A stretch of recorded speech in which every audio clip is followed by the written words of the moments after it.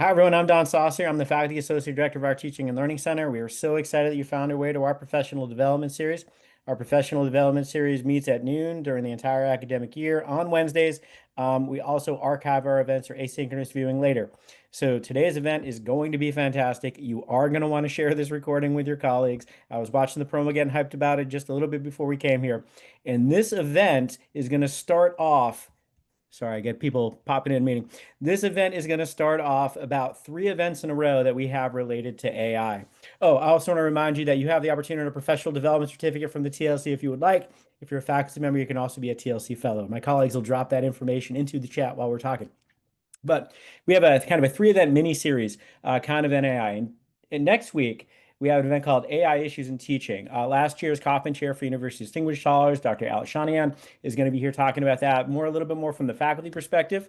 The week after, we're going to have a teaching chat. We're going to unpack all the issues that happen well, we're going to try to unpack some of the issues really that happen both today and next week, because today I am super excited. We have Dr. Cydney, Alexis, and Dr. Theresa, Merrick, Cassidy talking today about student motivations to use AI, sharing some of the research that they've done in this regard. I'm super excited to hear about this. I'm so excited that all of you all are here. And please join me in welcoming Cydney and Theresa. Thank you all for being here. Thank you so much for hosting us. TLC, we love y'all, and it's great to be back and to be part of the AI Symposium Week here on campus. There's some great, conversations happening over there. We encourage y'all to go if you can make the time. But today we wanted to share a little bit of what we've been learning about AI use, in particular about what students are telling us. I know there's some familiar faces on this. I know you've been coming to some of our sessions in the past where we've done some chats kind of gathering information for you about best practices for AI in your classroom.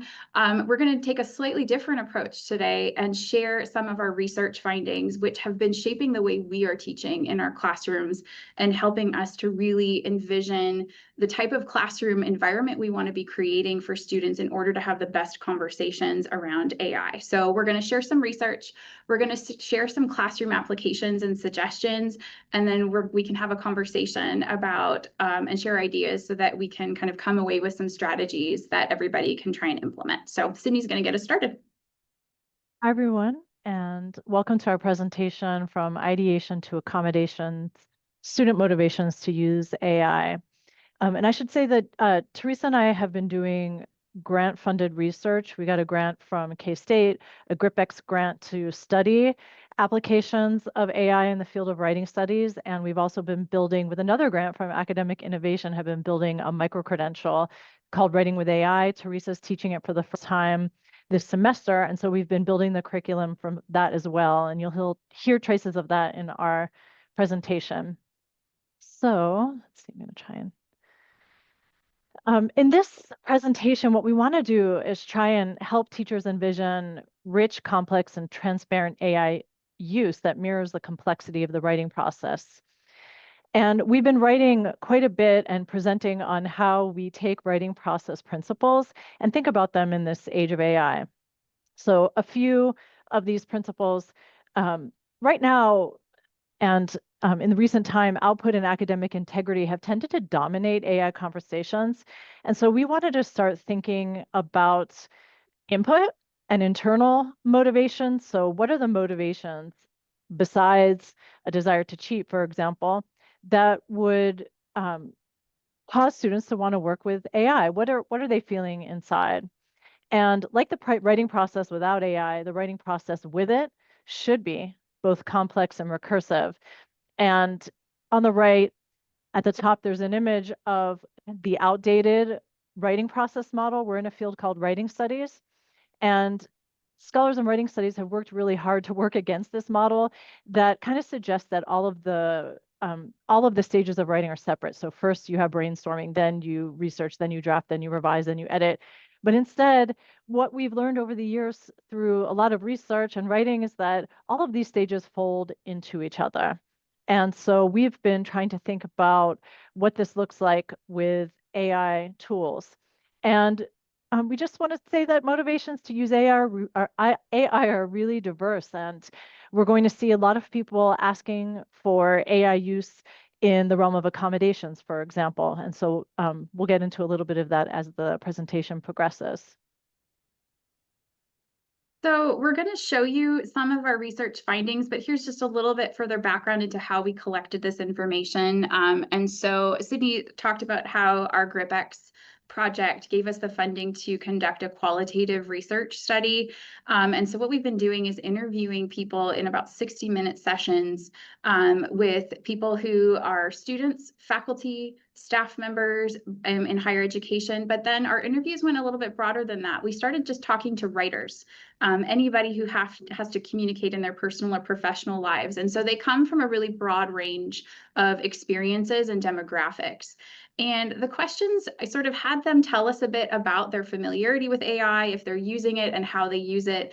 And then we wanted them to kind of explain how they incorporate it into writing and workplace tasks. And so we're going to share in the next few slides some of the things that these writers told us.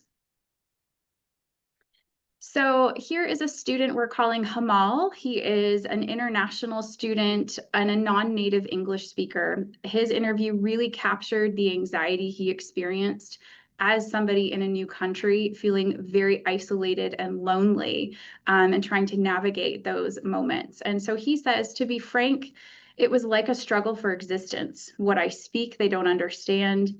And what they speak, I can understand, but I can't reply like fluently. So it became a good tool for me to write a good email, to respond to the professor, to organize. So the knowledge is mine. I have the knowledge, I have the content, I can give the answer, and AI was just organizing me. He also referred down in another part of the interview as saying, like, AI was my first friend that helped me to make the friends and community I needed here in his international student experience. So Nicole is a salon owner in Houston, where I teach remotely from. And she says, I feel like I've always been challenged with feeling professional. I've never seen any of my family members become a CEO, rise to the top of something. Chat has definitely helped me feel like I could accomplish a lot. I could open many businesses. I can sound and feel like I'm doing great. I never thought, yeah, I'm a business owner, but I just didn't feel like one. And I didn't feel successful, even though I was. But knowing that I can get these PDFs in order, knowing I can redo my manual and put it in my thoughts and on down to strategies and formats, now I feel like I'm on top of the world of things. And so in the time that I interviewed Nicole, she has opened up a second business and she attributes this business completely to AI. She's also taught us a lot about AI usage because for her salon, she rents out chairs to other artists. And so she creates for herself and her business weekly, annual, monthly business plans. She gets reading suggestions. And when some of the hairstylists who work in her salon want to rise to different roles, she also helps them with planning. So she's using it in really complex ways with a lot of internal motivations as well. Similarly, Anais, a real estate agent in Houston, said, I feel like for me, it gives me superhuman powers, intellectual superhuman powers. It doesn't feel fake or like a version of myself that's not real. And this resonates with Himal's quote as well. It's using the info that I have, that I give it, and creating something just depends on what I need. And I share this just because we feel it's really interesting, but Anais says, I'm working with one of my really good friends to help her buy a house, and this client friendship is a little difficult to navigate because it's difficult to draw the line of when is it okay to speak to my friend in more formal and professional tone? When is it maybe a little difficult to be as direct and professional because you don't want it to strain the relationship? But her friend was being impatient, pushing her to keep asking the other agent for updates. And the other agent had pretty much told her, I'll let you know when there's an update. But her friend wanted her to ask again. And Anais says, I didn't know how to professionally tell her, quit bothering me. And it's all this pressure you're adding that's going to make the deal fall through.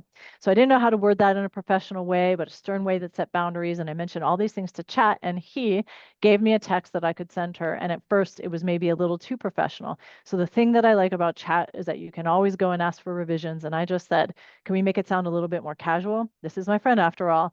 And I came up with the perfect message to send. An interesting thing is that people are gendering chats. So for Anais, Chat is a he for Nicole, chat is a she, and they both talked extensively about that. But Anais just shared all of the ways that she's using chat. For example, in cooking, she no longer turns to cookbooks. She just does everything extensively in ChatGPT. So this interview yielded a lot of really interesting motivations related to personal feelings about abilities, but also work. So what was really interesting about what these interviewees were telling us is their use of AI was already incredibly complex. And the three people we just showed you a little bit of were all using AI and talking about this. It was more than a year and a half ago at this point. So this is still when AI tools are somewhat new. We haven't reached some of the level of adoption that we're working with today. And yet we were seeing such complex approaches to the tools. But again, some of these people were also professionals, and those uses of AI might work in a professional environment and maybe not necessarily in a student environment. But these interviews have really prompted us as educators to really think about how we're creating spaces in our classrooms to be able to comfortably talk about why and how they use AI, so that we can then kind of build on those conversations to create these really educational moments for them to consider and examine AI use in the classroom, but as well as outside. So the next part of this presentation, we're going to kind of show you some existing frameworks that have been used in classrooms to help assess AI. Cydney will talk a little bit about that, and then we're going to show you some new examples. So Cydney's going to talk about these ones first. So here you see what we were talking about earlier. I mean, some models for thinking. These have been made for teachers primarily to use in the classroom and to think about how to approach talking about AI with students and then even evaluating student texts. And we love these models. But again, we highlight that a lot of them have tended to focus on external motivations or talk about a finished product. And so on the left, you have Jennifer Parker's awesome Fluff score. She's at the University of Florida in the writing program, and she's developed this metric to help students think about how to write their texts and also for teachers how to evaluate them. And on the top right, there is a visual that talks about how to measure degrees of AI use. And Theresa and I really wanted to kind of work past this and start figuring out a way to map what's going on inside. And so, as you see here, we say most models diagrams prioritize and visualize output over input and external concepts such as academic integrity over internal motivations. So this is where we began, is just thinking about both the internal and external forces that that people are feeling when they're turning to AI, and some of the internal ones we've talked about already, which is wanting to feel more professional, wanting help with documents, wanting help with writing or in the workplace, wanting help with reading suggestions, so wanting to feel in a certain way, wanting to feel like a writer. And then there's also external forces. And for teachers, these are things like I've been given this assignment, or in the workplace, it might be I've been tasked with this, but it's also I want to do well in this class, or I want to sound like everyone else in the class. And so we also note that there's this space in the middle of the Venn diagram where they overlap. So here's a little visual. I'm a visual learner, and so this is sort of helping us as a heuristic to map out where this might take us if we start conversing in this way with our students. So with the starting point of what is your AI motivation, this is sort of where we see these conversations or activities taking place, that by asking students to think and examine sort of why am I turning to AI in the first place, they can then begin to identify particular goals. It's not just, starting with, I want to, be more confident, but in a more specific way, I want to kind of be less able to procrastinate and feel confident in getting started. That allows them to give AI a very specific and specialized role that's heavily matched to that motivation and those goals. And then from there, we can talk about tools and techniques that can help with that goal more specifically, or particular strategies that are designed to get students, getting the right types of output, and to also help them avoid those types of motivations that might not be as ideal. Help them to really focus on strong complex and metacognitive approaches to AI use. So we'll show you some examples. So some motivational goals might be things like reducing procrastination or dealing with feelings of writer's block, gaining confidence, being efficient, getting feedback, improving comprehension, achieving accessibility, which is one that we're thinking about a lot, especially with the new-ish web accessibility guidelines. And so the role that might get assigned to AI is the role of motivational coach, planner, project management, help with brainstorming or with conversing. For efficiency, this might be things like producing study guides, assigning the task to AI being a questioner, helping with adjusting modality, and something that Theresa and I lean on a lot for accessibility, transcription, content management, project management.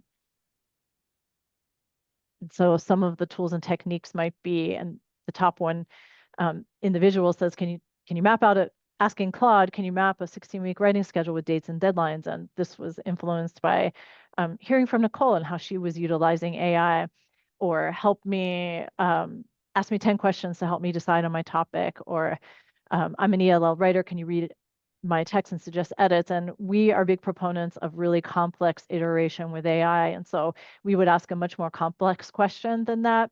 And we help writers understand how they can make requests that will gain the results that they want. And so, for example, if I'm ever asking for help from AI, I say, please don't change the content, but I just want this type of suggestion. So that's one way to manage that.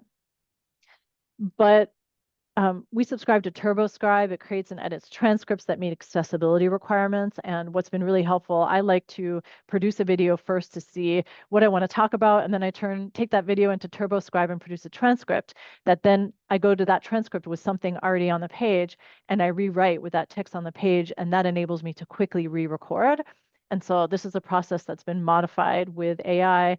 Speechify, if a student's dyslexic, they can use Speechify to read articles and test comprehension. And then a lot of you might be familiar with Google Notebook, but it produces podcasts and study guides. And so we know students with ADHD are using it quite a lot to assist with tasks.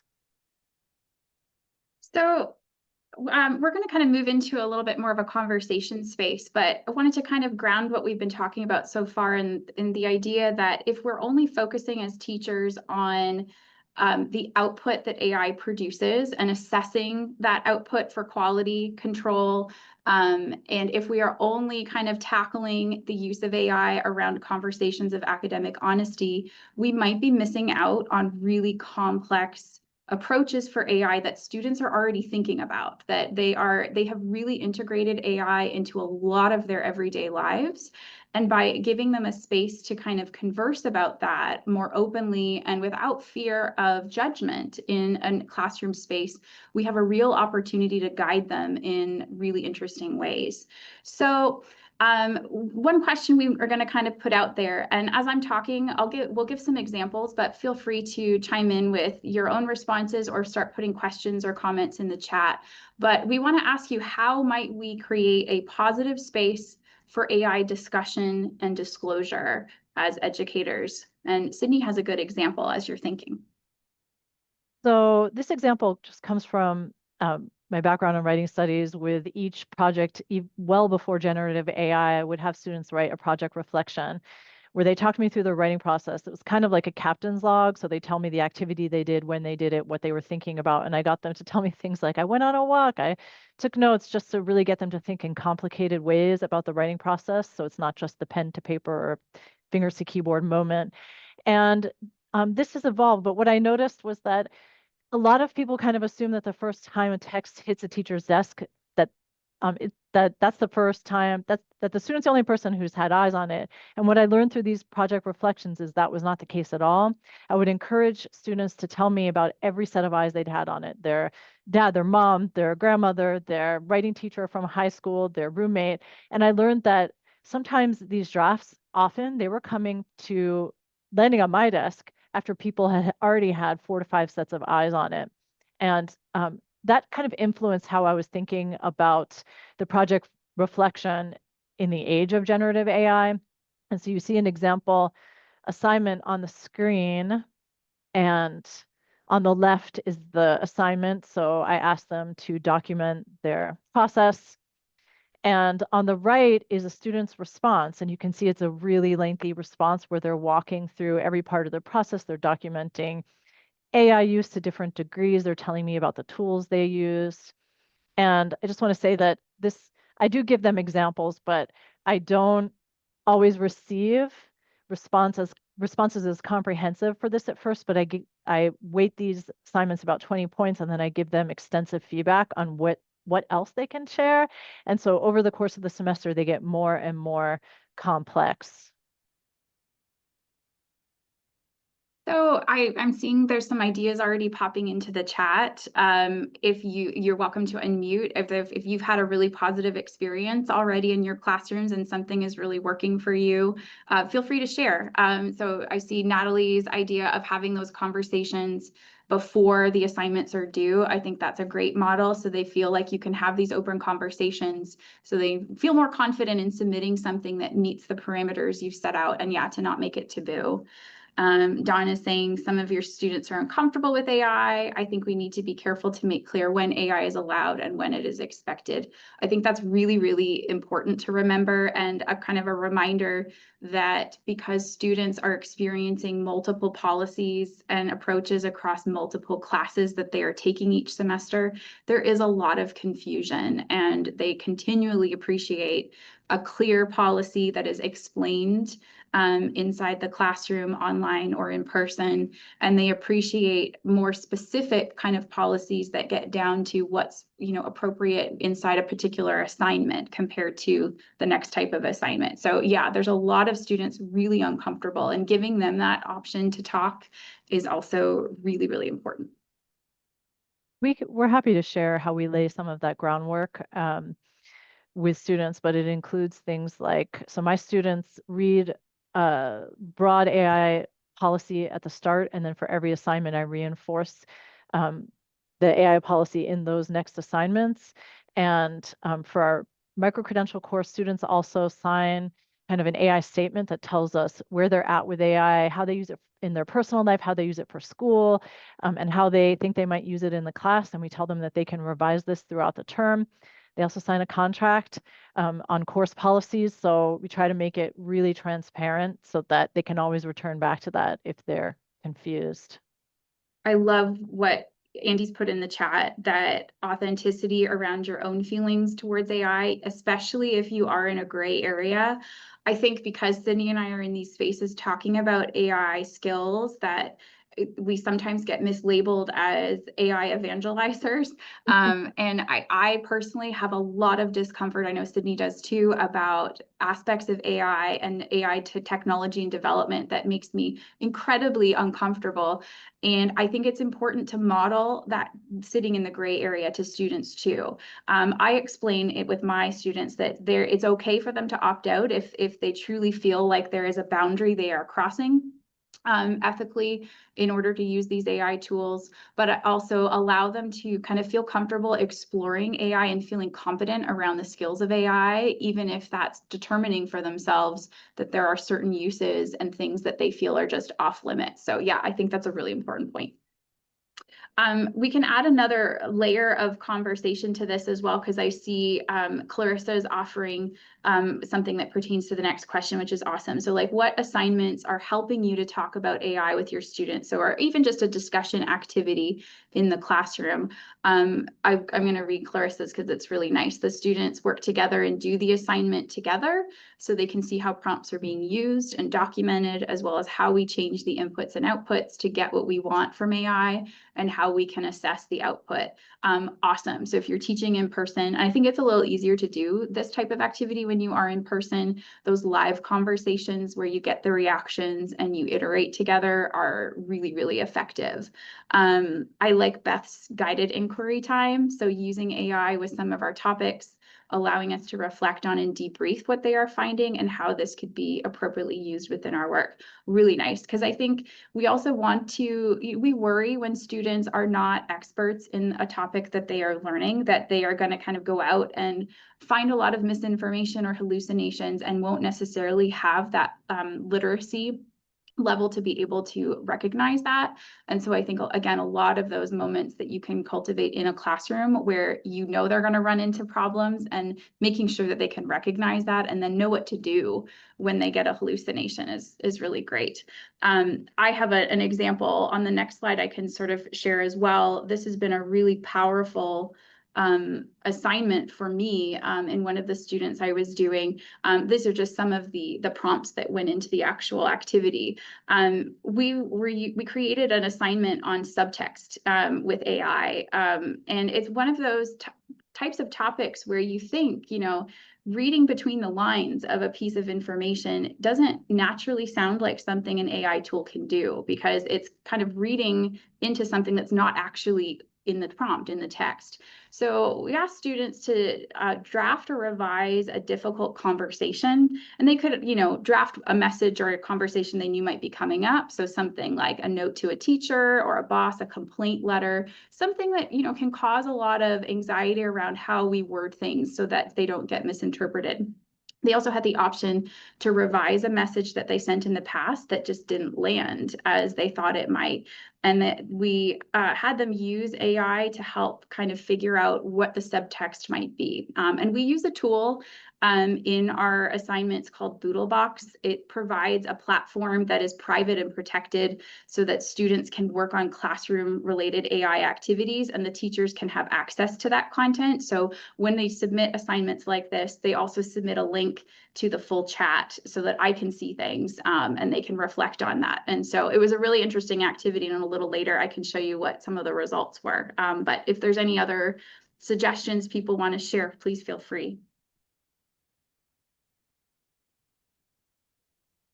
Oh, and this, I've just follow up there. I forgot I included this as well. This is the interface of Boodlebox. So students would have those instructions along the left for the assignment, and Boodlebox has these LLMs that also provide guidance. And so something that I found really interesting is that, yeah, when reading subtext, the tool was giving and prompting the student to think a little bit more carefully about something, to think a little bit about how they could revise the prompt, which was really helpful so that they could keep iterating. They could think kind of metacognitively about what they were doing inside the tools. If anyone's interested, we could talk more just about Boodlebox as a tool. In the chat, Theresa, you have, sorry, let me go back. Actually, sorry. I like this assignment. I recently had a few student interactions where they received emails from entities on campus. For example, 2 of the clubs I advised had to update their constitutions, and they were confused about what they should do and why. Using AI may have helped them understand the emails better. Yeah. And I think those are a lot of moments where, because I know that not everybody has writing classes where they have to write a lot of content like this, but students have to write emails. They have a lot of those professional moments, and those are often sort of high anxiety moments where they don't always know how to kind of accurately capture the tone or even to read it on the other side. And so that's where AI, I think, has been really, really helpful in those moments. I've been using it also to help with counter argument. So using AI to understand argumentation. I still do not put copyrighted material into LLMs, but I will ask LLMs if they're familiar with academic arguments, and I teach students how to do this as well. And they are very, very good at dissecting difficult parts of readings. And you can say, this author argues X and this author argues Y. Can you help me understand with test cases how these different arguments play out in the real world? Give me 20 examples. And it's really powerful, and I think powerful for students to use as well, because they're often, as we all know, a little nervous to share when they don't understand. And so turning to AI in this way can be illuminating, but also sometimes feel comfortable. We would love to hear from you any current or past uses of AI in your classroom that have really been exciting or challenging or unexpected. Because I know a lot of people I know in this conversation have been experimenting in their classes. And so we're curious if you want to share kind of what's working, what's been difficult, what you think we need to consider. Theresa, did I miss a slide on you talking about the results of that? That's actually a follow-up. I can share that while people Okay, are thinking. This slide is some of my students' responses to this subtext activity. So I've set it up in a place that kind of follows along what Cydney's philosophy was in her example, that if you really want to attach good metacognitive exercises to AI use, ask them to reflect on it after the fact. And so because this is an online class, I had the students record a video reflection. They shared their screen and kind of showed me the activity, and then they kind of reflected on the experience and what they learned. The results of this one blew me away. I had students saying that this was a profoundly impactful experience to have an AI tool assess the subtext of what they were writing. This is what a couple of students had to say.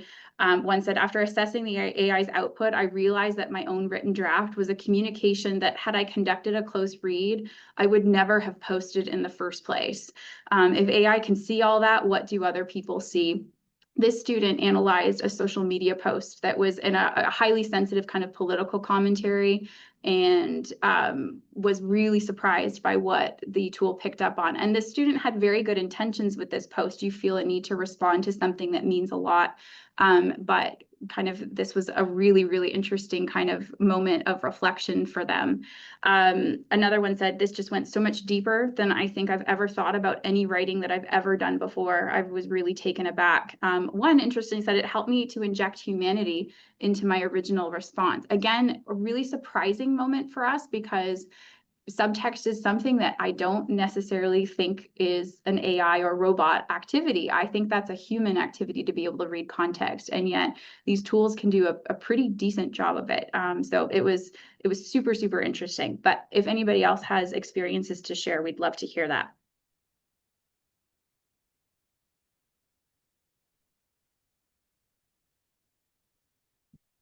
We can add sort of our final discussion questions too before we can open it up to kind of anything you feel you want to talk about or that's resonating. What are your motivations for using AI? Sometimes that exploration can help you think about the ways that students might be considering it as well. Another kind of complex question to attach to that as well is, are you disclosing or talking about your own AI use to your students? I think sometimes those conversations are meant to guide, transparency and model that to our students, but it can be a really complex thing as an educator. And it can also be a complex thing to think about in a space where we are being asked to disclose all sorts of AI use that's kind of ubiquitous in our activities, and utilizing and citing tools that haven't really asked for permission to have our stuff in the first place. So the kind of ideas around disclosing, citing, referencing AI, I think is a pretty difficult thing to navigate.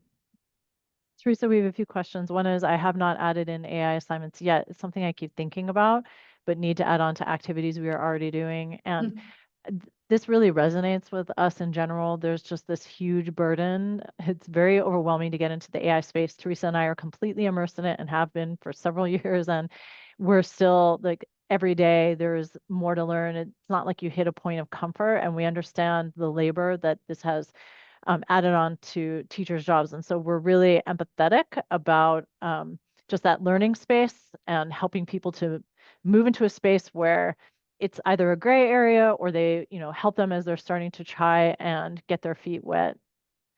And then another one from Dawn, I use AI to expand beyond my own thoughts and perspectives. I do share this with my students. For example, I'm thinking about topics to cover in a new course.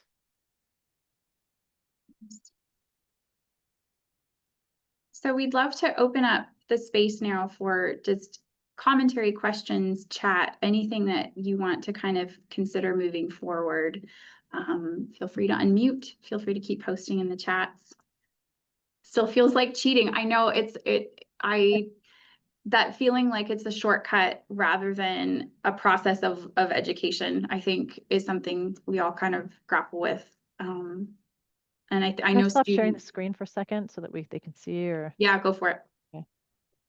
So I had a conversation this morning, a pretty intense conversation. I was apparently part of a research study where they were asking people about this. I didn't really know that when I accepted the meeting. But they were asking about uses for AI, and it let me clarify my thoughts a little bit. And I think I'm most comfortable with AI at the beginning in the end. So the idea generation, the thinking things through, and then do some work. And then at the end, maybe for streamlining or aesthetics or something like that, I'm okay with that there too. And I think I'm having a hard time when I've seen people write AA policies is what is and is not cheating, right? And I'm struggling with this in my own use is what am I doing that's okay? What am I doing to use the tool to help me? And then what is the tool doing my work for me in an inappropriate way? And when I'm having those questions as the person teaching the class, I can only imagine my students taking the class are going to have those same questions. So I'm struggling a little bit. I'm loving the perspectives you're putting out there, but I'm kind of with Natalie where I'm not 100% sure how to use AI for my students yet because I'm still figuring it out for me. I think that's totally valid. And I think it's been important for us to realize what our role is with AI in a classroom space compared to the AI skills training that would make sense in a workforce, where there's going to be probably a mandate for people in a workplace to be using AI in certain ways, but our goals as educators are different. And we still want to promote, learning metacognitive activity, critical thinking skills, and things like that. I don't have an easy answer. Cydney might have some ideas too, but I think one thing that's been helpful for me is to build on those reflective activities that whenever they're using AI, having them to really think carefully about how and why they're using it, and then what they received. It builds that metacognition back in, I think. It also builds in sort of their ability to assess the output in ways that, again, forces them to think, did this actually go well? Did I get what I thought I was going to get? And if they can at least have that moment taking place in a space of an assignment where they're using AI, I'm hoping that's going to give them some additional pause and reflection before using it in a way that really is not ideal in a classroom. But it is challenging because I think, again, AI is in their phones, it's on Google now, it is in their email, and students, I think, also don't necessarily realize how much AI is in their space. And so, again, that transparency, that conversation that is demonstrating and modeling for them that gray area that you're existing in, I think is really helpful, because I think in some cases students hadn't even thought that AI was in this space to begin with. So yeah. Okay. Yeah. Oh yeah. Okay. Oh, okay. So Please, yeah. for me as a student, one of the things that when I do go to AI for answers for maybe about my research or certain information that I need, at first it was feeling a bit of, that struggle where you feel like, okay, am I cheating? What can be termed as cheating when you're using AI? But what helps is that I change my perspective a bit to seeing it as, okay, having an advisor or like a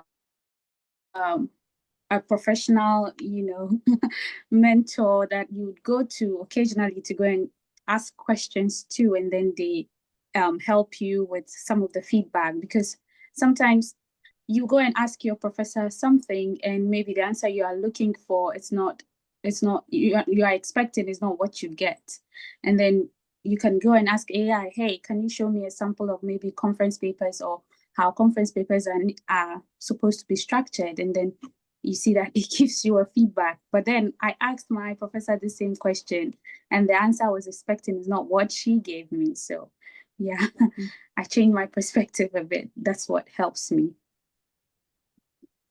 Yeah, and what I love about that is just the gathering of multiple perspectives. And, we're always arguing for the importance of the human in this loop, and like being able to build the skills of looking at AI output and assessing, like, is this right for my field? What's the advice I'm getting, and how does it map onto what else I know about how academic papers work? And ideally, it's great if you'd be able to go to your professor and say, I was working with AI and here's the result that I got. Can we talk through this?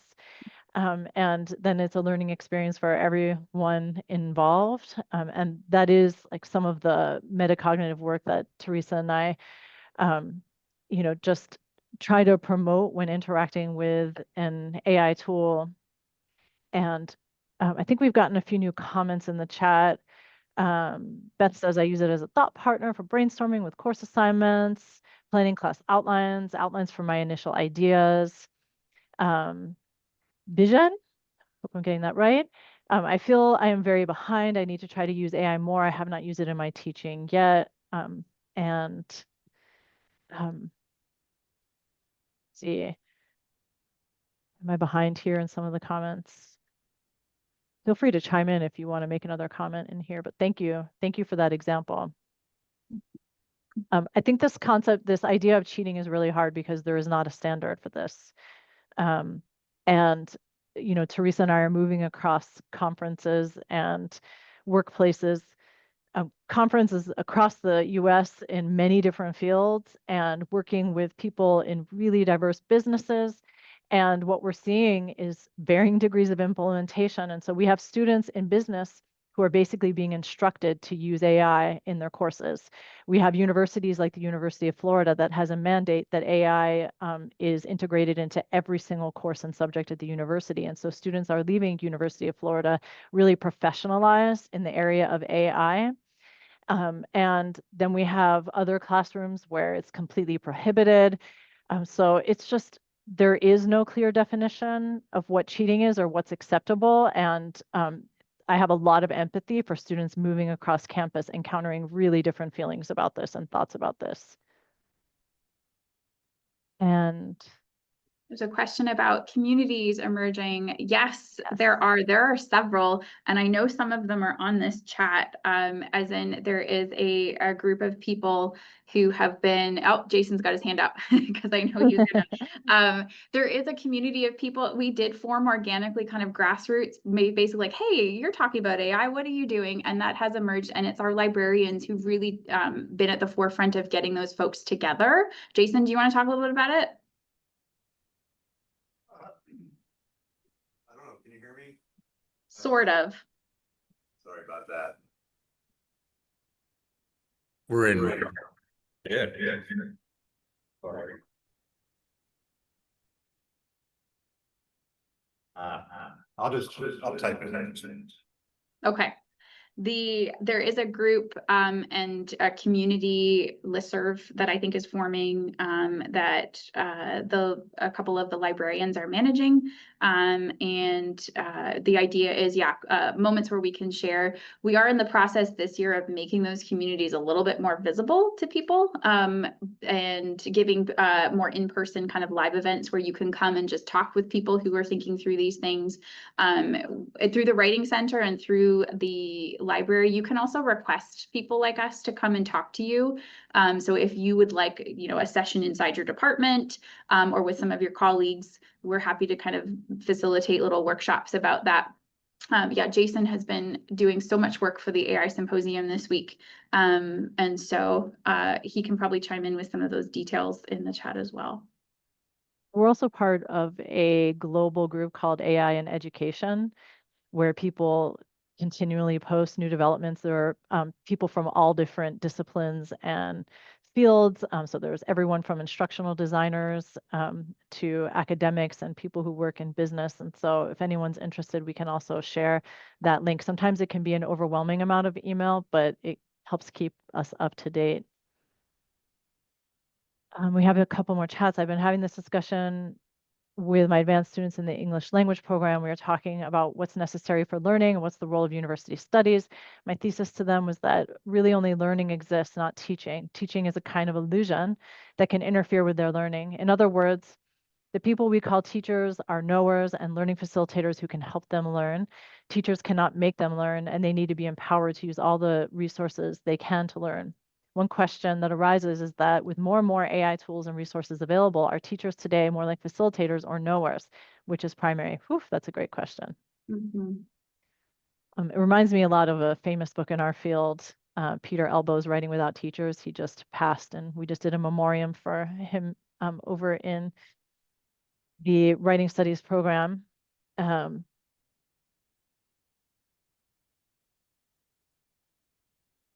Yeah, that's a tricky conversation.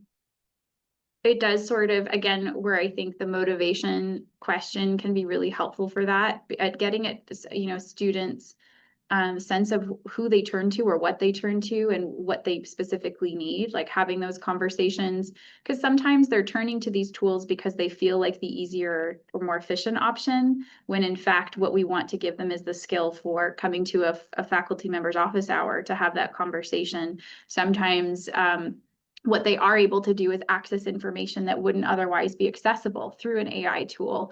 And so, yeah, I think sort of trying to keep positioning ourselves in a classroom as maybe the facilitators of helping them to attain that knowledge, even though I think existentially, in a kind of depressing way, the AI is going to shift sort of our primary role as instructors in a classroom. Yeah, it's a complex thing that I'm thinking through as well. This has been kind of a question in the field since the 70s with Paulo Freire.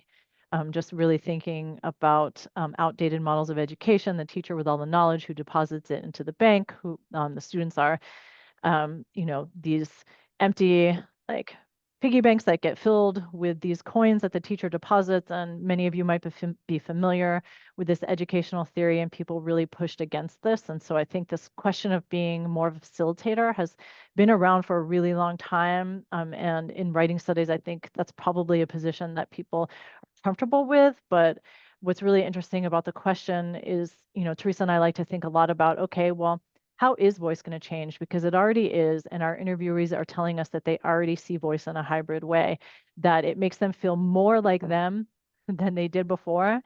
Or for language learners, sometimes it makes them feel more whole. That's how they'll describe it, or they'll describe more powerful, or they'll say, it makes me sound like everybody else. I don't want to stand out. And so how are questions of teaching changing in the same way? And it's also very different in online and in-person contexts. And I experience this a lot as an online teacher. So Jason just posted, thank you, Jason, the listserv information for our campus AI literacy group. We often hold events inside the library. There's a second one, a listserv AI, more generally speaking. That we'll try and keep putting out there in the calendars that you can watch. But again, the librarians are fantastic resources if there are particular AI things you want to tackle. Our writing center, you can find me through there, and Cydney through there, are happy to come to your spaces and talk about this a little bit more specifically. So feel free to reach out to us. But yeah, there's a couple of really great communities emerging, I think, in more visible ways this year here at K-State that we'll keep you posted about. I know we're getting close to our 12:50 time frame. Would be happy to hear another question or comment before we head out. I'm not typing this one fast enough, so maybe I can just ask it. Okay. I'm old enough to remember when graphing calculators were the really big evil, Yep. and teachers were like, oh my gosh, students are not doing the work anymore. But the issue behind that was one of equity, where these fancy graphing calculators were something that only the rich kids could afford. Yep.